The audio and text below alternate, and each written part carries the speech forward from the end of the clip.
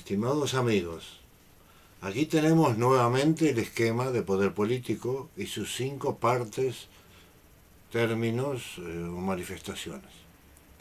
En el caso de que pudiéramos llenar con los datos de los más precisos posibles, por ejemplo sobre un país, una empresa o un grupo u organización,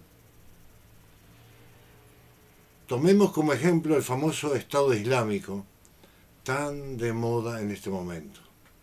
Y si llenáramos, repito, por ejemplo, cuál es su ideología, ¿verdad? ¿Cuál es su economía?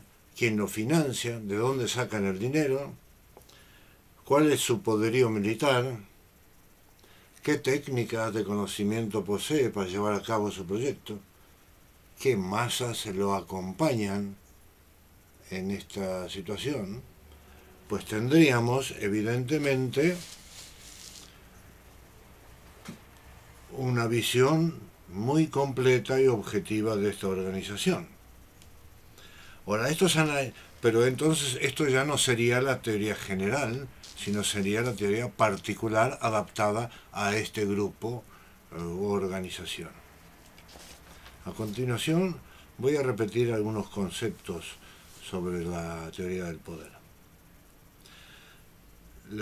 El poder no existe en estado aislado, separado, está en permanente contacto, tanto entre sí. Esto quiere decir que se influencian, se complementan, se destruyen, se combinan, a veces de todas las formas posibles, tanto dentro de un mismo poder como entre los diferentes poderes. Aunque muchas veces están edificados sobre las mismas premisas ideológicas, distintos poderes luchan entre sí por la supremacía. Otras se alían momentáneamente contra un tercero, dejando circunstancialmente sus diferencias de lado para luego volver a retomarlas. La naturaleza del poder, como cualquier organismo vivo, es la preservación de sus valores y de su identidad. Si bien existe una serie de movimientos, cambios, suceden sin embargo dentro de sus propios límites, porque está limitado por su propia ideología, lógicamente. Por lo tanto, se deduce que es prácticamente imposible reformar el poder fuera de esos límites. Por ejemplo, dentro del sistema capitalista es posible la distinta interpretación en cuanto a ciertos temas como la ley del aborto, el casamiento entre los homosexuales, la legalización de la marihuana, pero a nadie se le ocurre poner en duda las bondades de la economía del mercado, la propiedad privada o el dominio del capital, esencia misma del sistema. A continuación voy a hablar sobre una ley, que es la ley del terreno. La elección de cuál es el terreno en el orden estratégico donde se va a disputar la lucha por el poder es de la máxima importancia. Esta elección dependerá principalmente de la fuerza que posee cada contrincante, apoyándose en los términos de poder en los cuales se siente más fuerte. Por ejemplo,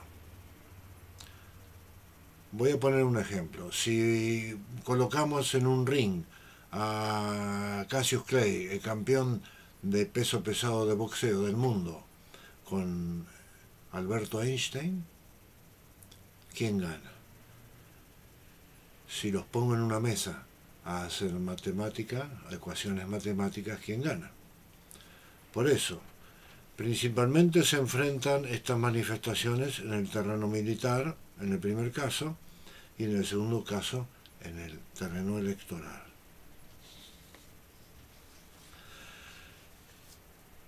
Hay que elegir correctamente y en cada momento el terreno estratégico donde se va a dar la lucha. Tenerla suficientemente desarrollada, los otros términos por si el enemigo elige otro terreno estratégico para imponerse. Recordar que esta confrontación, que es perpetua, tiene sus momentos claves y absolutamente decisivos, por lo tanto la preparación previa es totalmente necesaria. Hay ejemplos de esto en la historia, cualquier cantidad. Por ejemplo, en la España del 36 Antes los republicanos habían ganado las elecciones, Franco da un golpe de Estado. Actualmente, podemos dar el ejemplo, en Egipto los hermanos musulmanes ganan las elecciones. Sin embargo, viene el ejército y no le conviene eso y lo lleva al terreno militar donde momentáneamente toman el poder.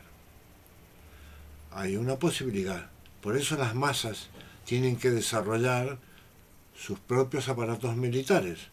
Porque, por ejemplo, si se lleva al terreno militar, donde antes hubo una elección electoral, pues si se puede oponer militarmente, pues hay una posibilidad de que ese terreno militar se recomponga de tal manera a favor de las masas.